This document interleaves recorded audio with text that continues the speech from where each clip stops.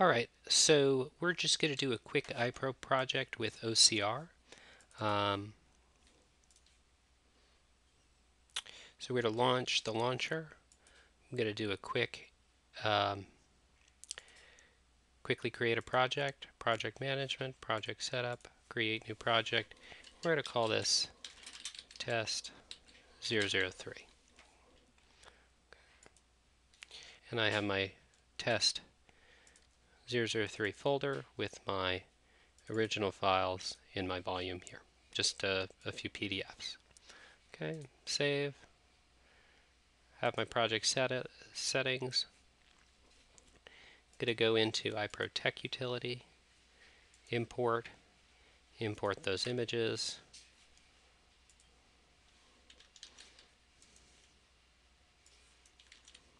copy and paste my path, document, document. We're just going to auto generate DR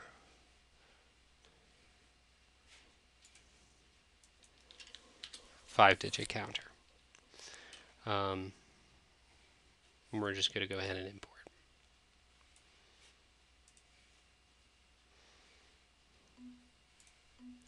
Okay, it's just 43 images so we can see how Ipro does OCR. Okay, so we are back in our Ipro launcher in the Test 3 project.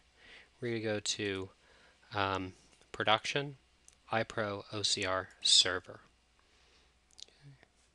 And this launches a server that several workers can handle OCR from. So we have several different options here. Obviously, we've already selected our project, or we would select it here. We can process OCR from a tech project. If we haven't loaded the data into a tech project, we can process OCR from an input list. That's like if it's outside of a tech project, you can do that. And you can also merge OCR with an import file. We typically don't do that. And then you have some options for timeout and max pages, etc. Those should be set up from your administrator. So process OCR from tech project. Now we have a bunch of different options here, and I'm going to go through them. The first is that we will be storing the OCR in its own OCR folder. Again, the reason you want to do this is because if you want to distribute load across a network and you don't want the same machine doing all the heavy lifting. So sometimes you create an OCR folder on a different machine so that it doesn't affect the read-write if you were doing builds or scanning or other things. So we are putting our OCR in its own separate folder away from everything else, so it's isolated and it's not going to throw wacky files anywhere. And just like inside of much of Ipro, I have the option to do a image key range from 1 to the end. Or if I only want to OCR certain image keys, maybe re-OCR images that had a low confidence interval from something else, or some other select batch of OCR, I can select a text file, ASCII file, text file of image keys, or I can just give it a couple big end ranges instead of just one range. I can give it several ranges or doc breaks that can be OCR'd. Okay. Not going to use tags, but for example, if we wanted to OCR only documents that were set for production, we could set up those tags of those production tags and just OCR those images. So include image key in OCR text. What that does is it puts this DR001 key inside the OCR text. I tend not to do this, and the reason is that if you are ever renumbering or you make some mistake with the numbering, it's much more difficult to remove those image keys, and most clients don't specifically request it. The reason that you would want to include it is if you're giving document level OCR to a client and they're using a program like Concordance that can actually jump directly to those image keys, that individual page within a document, that can sometimes be useful. But I'm not going to include that in this example.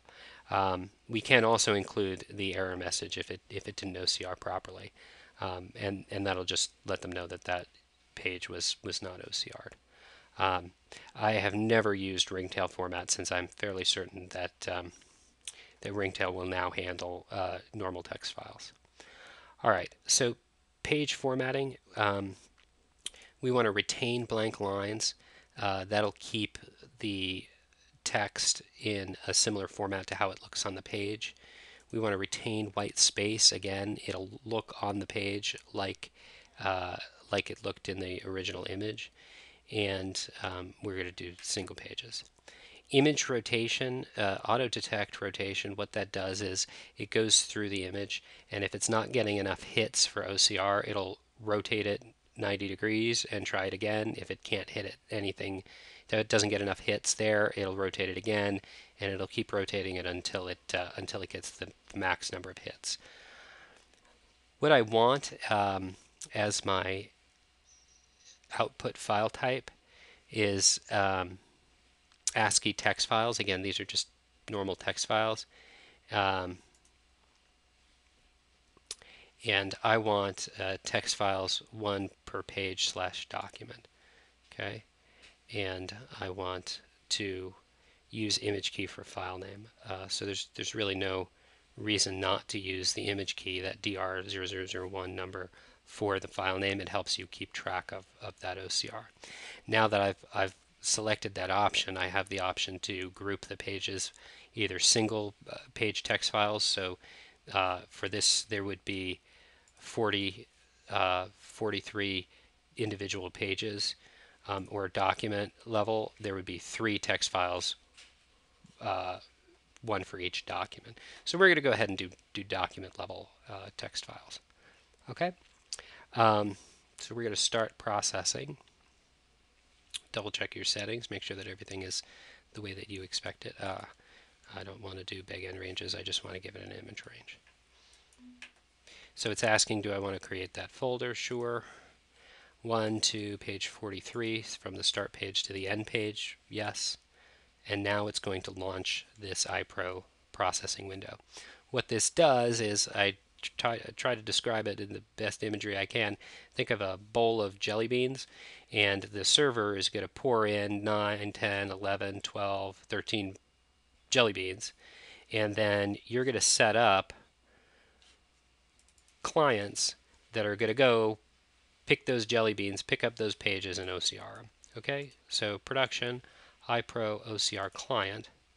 Okay, so if we were using a distributed processing that used, SQL or something else, we would connect to that engine, and it would sync back and forth, and it would find what work needs to be done.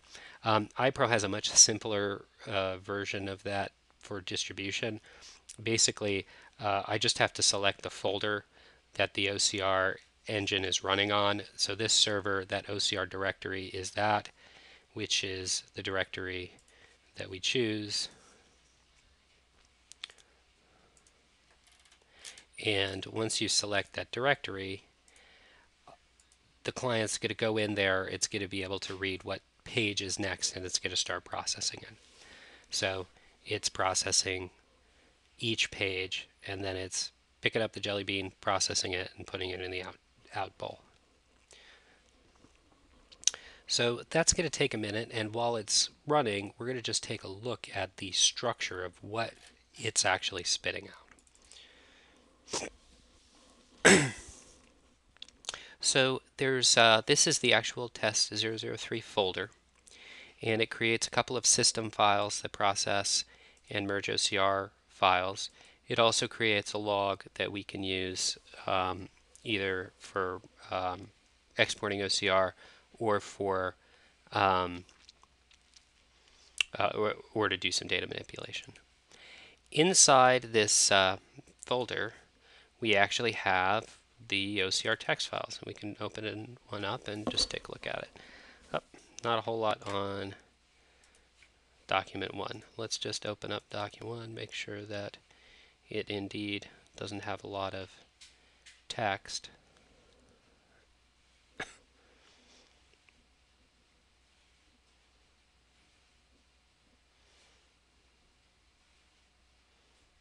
Yeah. So it doesn't have a lot of text.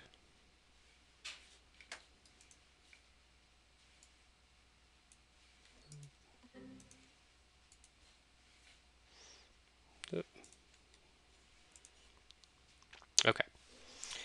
So let's just say it's finished OCRing. I think it ran into a couple complications, but that doesn't really matter. So what we've found is it's asking the question: do you want to load the OCR into the project? What it's asking is